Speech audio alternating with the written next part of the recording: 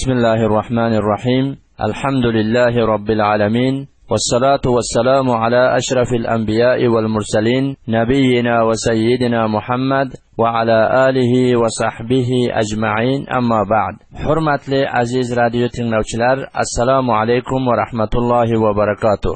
Saudiya Arabiston xalqaro radiosi Turkiston bo'limidan tarqatilgan ikki haram xutbasi nomli dasturimizni navbatdagi sonini e'tiboringizga havola qilamiz. Hurmatli aziz radio tinglovchilar, o'tgan juma kuni 1438 qamariy yil Jumadil oxir oyining 25-kuni, milodiya 2017-yil Mart oyining 24-kuni bilan barobar edi. Shunday bir muborak kunda Makka-i Mukarramaning Haram-i Sharif masjidida fazilatli Shayx Solih bin Abdullah bin Humayd hafizahulloh janoblari xilvat-u jalvatda taqvo va saloga targ'ib berib, dinga sobit turish vasilalari degan unvoni motahtida so'z yuritib, xutbani ushbu mazmunda irod etdilar. Jalisu man majalisuhum ghanima wa sahibu man qulubuhum salima wa ashiru man akhlaquhum karima ulaika kal misk kullama marra alayhi az-zaman izdada qima. Hafizakallah. لا تجعل من نفسك معبرا لشائعة مرجفة أو ممرا لغيبة مهلكة أو جسرا لكذبة تبلغ الآفاق فأوزار ذلك كله عليك محسوب. بل اجعل من نفسك سدا منيعا تحجز الأذى عن إخوانك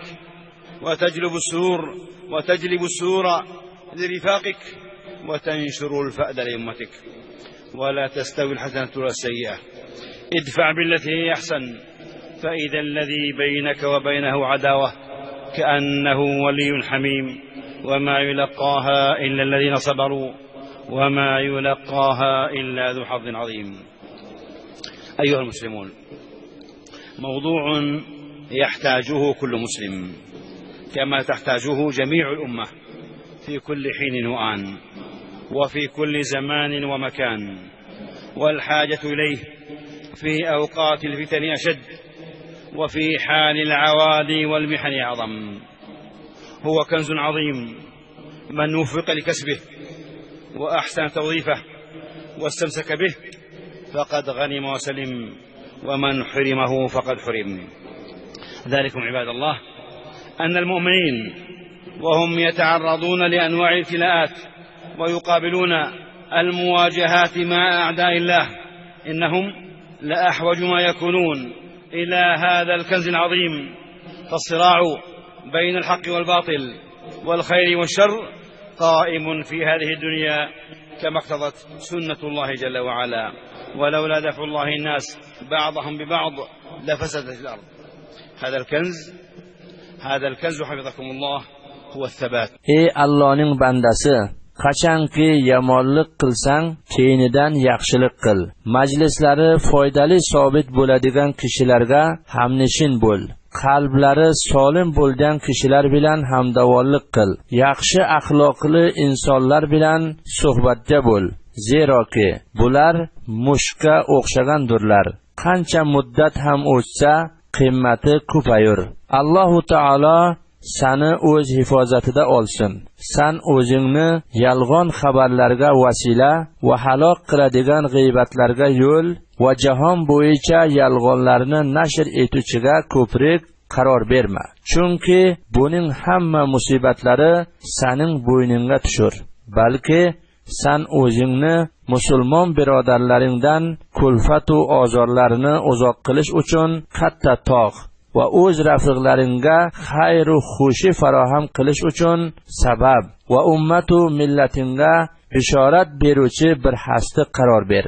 Allohu taolo dedi: "Va la tastawil hasanatu va la sayyi'a idfa' billati hiya ahsan fa idha alladhi baynaka va baynahu adawatun ka'annahu waliyyun hamim wa ma yulaqaha illa alladhina sabaru va ma yulaqaha illa zu hazzin azim." Fussilat surasi 34-35 oyatlar. va barobar emasdir yaxshilik ila yomonlik. Dafa qiling siz yomonlikni nihoyatda yaxshilik ila. Pas noga ko'rursiz ul kishiniki. Siz ila uning o'rtalaringizda dushmanlik bor edi, go'yo bir nihoyatda yaqin do'st bo'lib qolur. Va bu davlat nasib bo'lmas magar sabrliklargina, va nasib bo'lmas magar buyuk bir nasibdor odamgagina. Ey musulmonlar, dinda sobit turish mavzusi o'z naviyatida juda bir muhim mavzudan iborat bo'lib, har bir musulmonga zaruridir. Qandoyki butun ummat har asrda va har zamon va makonda zarurat paydo qilib kelgan. Ayniqsa fitna zamonida va qiyinchilikka duch kelgan paytida zarurati ko'proq bo'ladir. Dar haqiqat ul esa buyuk bir xazonadan iboratdir. Kimsa uni kamoyi etib yaxshi ishlatgan va mustahkam tutgan, foydalanib va salomatga erishgan. Va kimsa mahrum qolgan, darvoqe hamma narsadan mahrum qolibdir. Musulmonlar har doim turli balolar va ozmoyishlarga qolganlari uchun va din dushmanlari qarshi yurish olib borganlari tufayli yana ham bunday bir buyuk xazonaga ehtiyojlari ko'proqdir. Zeroki bu kurash haq va botil va xayr va shar orasidadir. Bu esa dunyo boricha bor bo'lib Alloh taoloning sunnatlaridan sanaladir. Walaula daf'ullohin nasa ba'dahum bi ba'din la fasadatil ardu. Baqara surasi 271-oyat. Va agar Alloh taolo insonlarning ba'zilari ila ba'zilarin dafa qilib turmasa edi, albatta yer yuzi fasodga to'lir edi. Bu buyuk xazona esa dinda sobit turish va dinga istiqomat qilish, taqvoni lozim tutish va to'g'ri yo'lda yurishdan iborat bo'lib, havo va havas va shayton yo'llaridan ijtinob qilib, mudom tavba va istig'for ustunda bo'lishdir. Haqiqatan banda bir lamha ham bundan mustag'ni bo'lolmas. Alloh taolo o'z rasuliga bunday dedi: "Walaula an sabbatnaka laqad kitta tarkanu ilayhim shay'an qalila." Isro surasi 74-oyat. Va agar biz sobit qadam qilmasak edi sizni, albatta siz ular tarafiga bir ozgina egilishga yaqin borib erdingiz. Subot va istiqomat darvoqe fitnalar dorisi va ilojidir. Subot va istiqomat ayni intisor va intisor ayni subot va istiqomatdir. Va subot va istiqomat buyuk kamyoblikdir. Xavf va tazalzul paytida nafsga qo'pu topishi buyuk amaldir. Va kimsa o'z nafsiga qo'pu topolmasdan ojiz qolsa, boshqa narsaga batariqi avlo ojiz qolur. Va o'z nafsiga qo'pu topganda boshqasiga ko'proq qo'pu topur. Qalb suboti dar asl qadam suboti sanaladir. Ul shundoyki, Alloh taolo Rasululloh sallallohu alayhi va sallamning hijrat paytida bekinib Makka mukarramadan chiqqanlarini nusrat va intisordan sanab bunday debdir: "Illa tansuruhu faqad nasarahulloh. Iz akhrajahu alladhina kafaru thaniya ithnayn idhuma fil ghari id yaqulu li sahibihi la tahzan innallaha ma'ana. Fa anzalallahu sakinatahu alayhi wa ayyadahu bi junudin lam tarawha." وجعل كلمة الذين كفروا السفلى وكلمة الله هي العليا والله عزيز حكيم.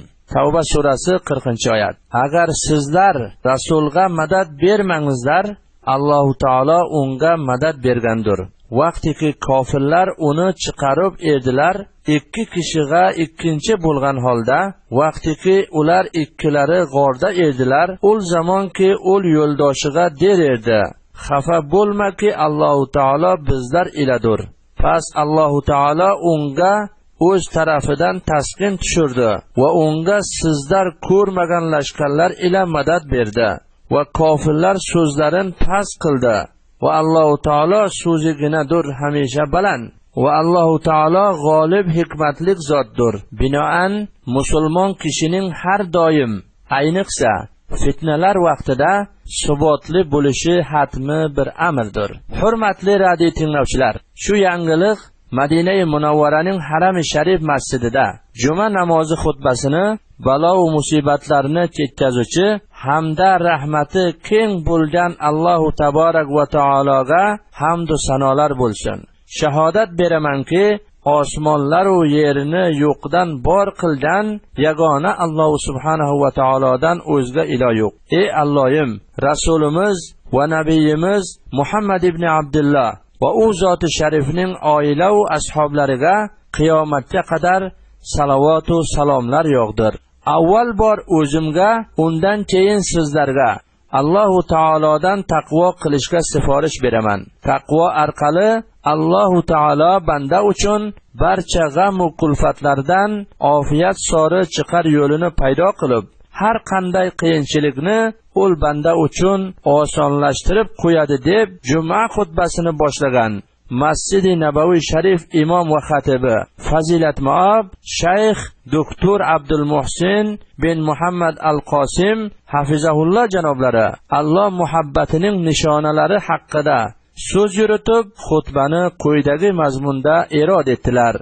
Ayyuhal muslimun, أوجد الله الخلق لعبادته الجامعة لمحبته ورجائه وخشيته، وعلى هذه الثلاثة الأصول تبنى العبادة، والمحبة أعظم هذه الأركان، فأصل كل فعل وحركة إنما هو من المحبة والإرادة، ومحبة الله من أعظم واجبات الإيمان وأكبر أصوله، بل هي مقصود الخلق والأمر وأصل كل عمل من أعمال الإيمان والدين، وغاية العبادة إنما هو كمال الحب والخضوع لله تعالى، ولأجلها تنافس السابقون، ولا شيء أحب إلى القلوب السليمة من خالقها وفاطرها، وأصل التوحيد وروحه إخلاص المحبة لله وحده، ولا يتم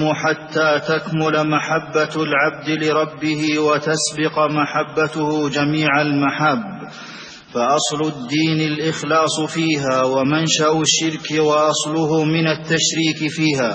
Ey birodaroni musulmon, Allohu taolo maxluqotni muhabbatu, umidu, xavfni qamrab oluvchi o'z ibodati uchun paydo qildi.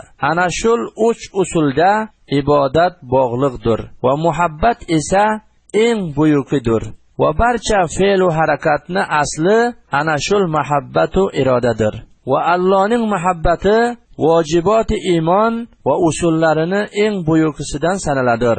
Zeroki ibodatni maqsadi butun muhabbat bilan Allohu taologa ojizlik qilishdir. Va tavhid asli va ruhi ham ana shul yalg'iz bo'lgan Allohu taologa muhabbatni xolis qilishdir. Allohu taoloning muhabbati barcha muhabbatlardan ustun va muqaddam bo'lishi lozim. Allohu taolo muhabbat qiluvchi muxlis bandalarini maqtab va shirk keltiruvchi mushriklarni mazammat qilibdir.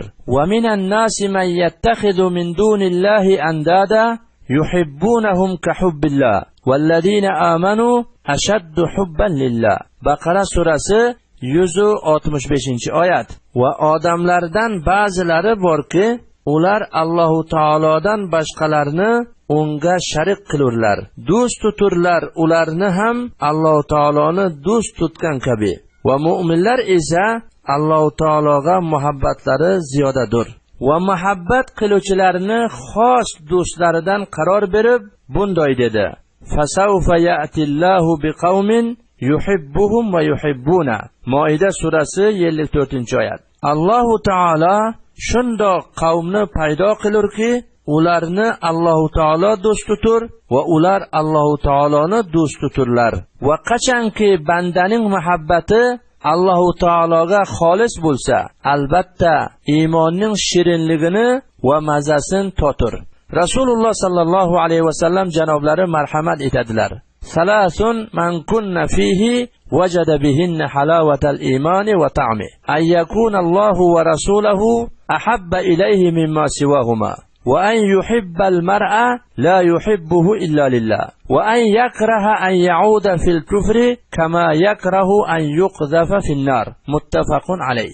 Uch xislat kimsaga bo'lsa iymonning shirinnisini va mazasini topur. Biri Alloh va uning rasuli unga har bir narsadan mahbub bo'lsa. Ikkinchisi birovni yaxshi ko'rishi faqat Alloh uchun bo'lsa. Uchinchisi esa kufrga qaytishini o'tga tashlanishidek yomon ko'rsa. Sodiqona muhabbati oxirat uchun behtarin to'sha sanaladi. Chunonchi bir kishi Rasululloh sallallohu alayhi vasallam janoblaridan qiyomat qachondir deb so'raganda, Rasululloh sallallohu alayhi vasallam janoblari ma a'dattalaha, ya'ni uni uchun nima tayyorliging bor dedilar. So'ngra ul namoz, ro'za va sadaqadan ko'p bo'lgan narsadan tayyorligim yo'q, lekin men Alloh va uning rasulini yaxshi ko'raman deganda, Rasululloh sallallohu alayhi vasallam anta ma'a man ahbabta, ya'ni san yaxshi ko'rgan kishi birgasiga bo'lasan deb javob qaytardilar. Buxoriy rivoyati. Binoan kimsani muhabbati Alloh taologa xolis bo'lsa, boshqa barcha muhabbatlardan voz kechur. Ayni damda Alloh taolo o'z muhabbatidan e'roz qiluvchilarni ogohlantirib bunday degan: Qul in kana abaukum va abnaukum va ikhwanukum va azwajukum va ashiratukum va amwalun iqtaraftumuha va tijaratun takhshawna kasadaha wa masakin tardawnaha ahabba ilaykum min Allohi wa rasuli wa jihadin fi sabili fatarabbasu hatta ya'ti Allohu bi amri wallohu la yahdi al-qawmal fasiqin. Tavba surasi 24-oyat. Siz deng, agar sizlarning otalaringiz, o'g'illaringiz va birodarlaringiz va xotinlaringiz va qabilalaringiz va o'zlaringiz topgan mollaringiz va yurmay qolishdan qo'rqqan tijoratlaringiz va yaxshi ko'rgan o'ylaringiz agar sizlarga Alloh taolodan va uning rasulidan va uning yo'lida jihad qilishdan mahbubroq bo'lsa, ul holda sizlar muntazir turinglar Alloh taolo azobini yuborguncha. Va Alloh taolo nofarmon qavmni hidoyat qilmas. Hurmatli radio tinglovchi aziz birodarlarimiz, bu qadar bilan dasturimizga ajratilgan zamoni o'z nihoyasiga yetdi.